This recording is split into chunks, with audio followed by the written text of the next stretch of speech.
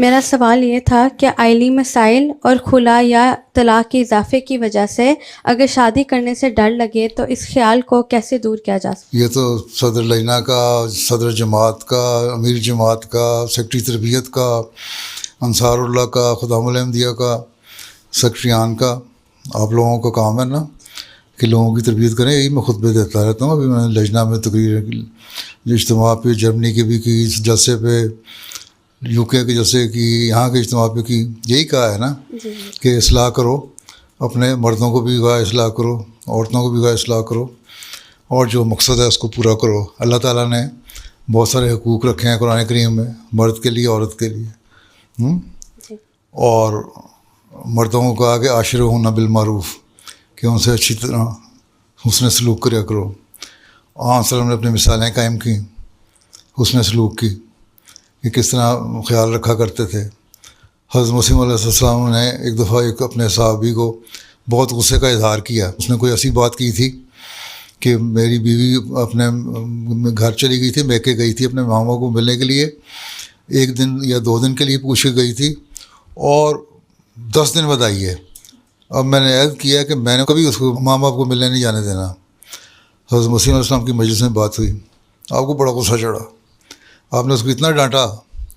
لوگ کہتے ہیں کہ ہم نے اتنا غصے میں مسیم علیہ السلام کو کبھی نہیں دیکھا کہ تم بیوی سے یہ سلوک کرو گے، میری مجلس میں بیٹھے ہو، تم یہاں سے تم اٹھ جاؤ. تو ایک دوسرے صحابی بیٹھے سن رہے تھے، سارے لوگ سر جھکا کے استغفار کرنے لگے، بڑا غصہ ہے. وہ صحابی کہتے ہیں میں گھر گیا، میں پہلے گھر جانے سے پہلے بازار گیا، بازار سے میں نے بہت ساری تحفے شوفے لیے، چیزیں لی اپنی بیوی کو دینے کے لیے. اچھا بیوی کے پاس گیا، میں بھی کہتے ہیں میں ناراضگی کر لیا کرتا تھا بیوی سے.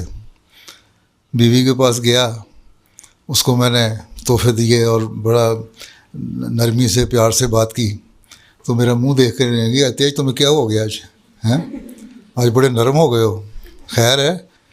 کہتا ہے بس آج جو میرا حال ہوا ہے نا مسیح موت کی مجلس میں، جو میں ڈانٹے سن کے آیا ہوں، اس کے بعد میری توبہ میں تمہارے سختی سے بات کروں.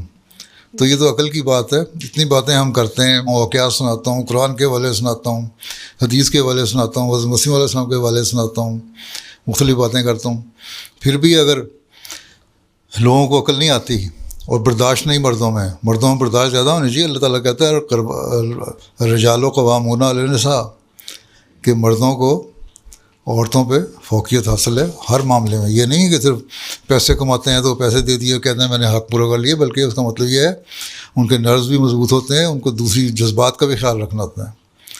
اللہ تعالیٰ نے یہی فرمایا کہ جس طرح تمہارے جذبات ہیں اس طرح عورتوں کے جذبات ہیں، خیال رکھو.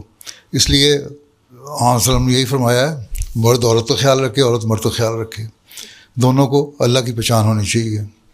اسی لیے رشتوں کے بارے میں آن وسلم نے فرمایا کہ جب تمہارا رشتہ کرو تو یہ دیکھا کرو، 4 چیزیں دیکھنے والی ہوتی ہیں عام طور پہ.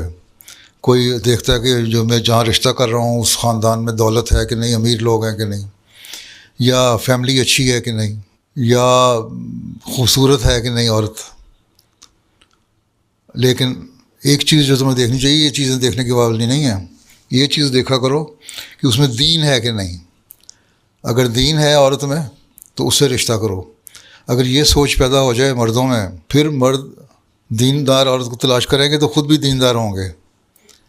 جب دیندار ہوں گے خود تو تبھی دیندار عورت تلاش کریں گے. یہ تو نہیں کہ مرد بدماش ہو اور وہ کہہ دیں عورت میری بڑی نیک ہونی چاہیے، نہیں ہو، یہ نہیں ہو سکتا.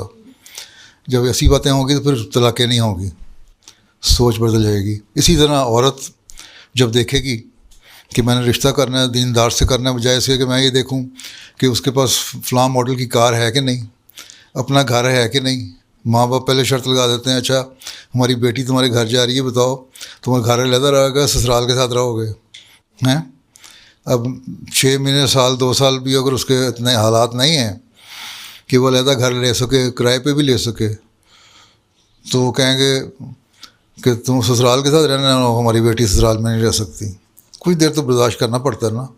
تو لڑکیوں کو بھی برداشت کرنا چاہیے، ذرا سی بات وہ بھی خلا لے لیتی ہیں. تو یہ دونوں طرف کی سوچیں ہیں. سوچیں بدلو، دین پیدا کرو، اللہ تعالیٰ کا خوف دل میں پیدا کرو. اپنے آپ کو یہ سمجھو کہ ہم نے اس زمانے میں جب زمانے کے امام کو مانا ہے تو ہم نے اپنے اندر ایک تبدیلی روحانی پیدا کرنی, صرف دنیا نہیں کمانی. اب ناروے ہم آ گئے ہیں تو یہ نہیں ہے کہ ہم یہی سارے کو گنتے رہے کہ اتنے کروڑوں ہماری کمائی ہو گئی ہیں. یہ ہمارے پاس گھر ہے کہ نہیں, مارگیج پہ ہم نے گھر لے لیا کہ نہیں لے لیا, ہمارے پاس کار اچھی ہے کہ نہیں, میرا اچھا جاب ہے کہ نہیں, خامد اپنا کام کر رہا ہے, عورت لڑکی اپنا کام کر رہی ہے اور پیسے کما رہی ہے اور بچے نگلیکٹ ہو رہے ہیں, تو وہ تو کوئی بات نہیں ہے. یہ چیزیں سوچنی پڑیں گی. تو سوچیں دونوں طرف کی ہے. اگر دونوں طرف کی سوچیں ٹھیک ہو جائیں, اللہ تعالیٰ کا خوف دل میں پیدا ہو جائے, دین کو دنیا میں مقدم رکھنے کا عہد دہراتے ہو کھڑے ہو کے بڑا زور سے اس پہ عمل کرنے لگ جاؤ, ٹھیک ہے نا. پریکٹس بھی تو ہونی چاہیے نا جو کہ بات کہتے ہیں اس پہ. تو پھر نہ خلا ہوگی, نہ طلاق ہوگی, نہ خوف ہوگا, پھر آرام سے شادی کرو جا کے.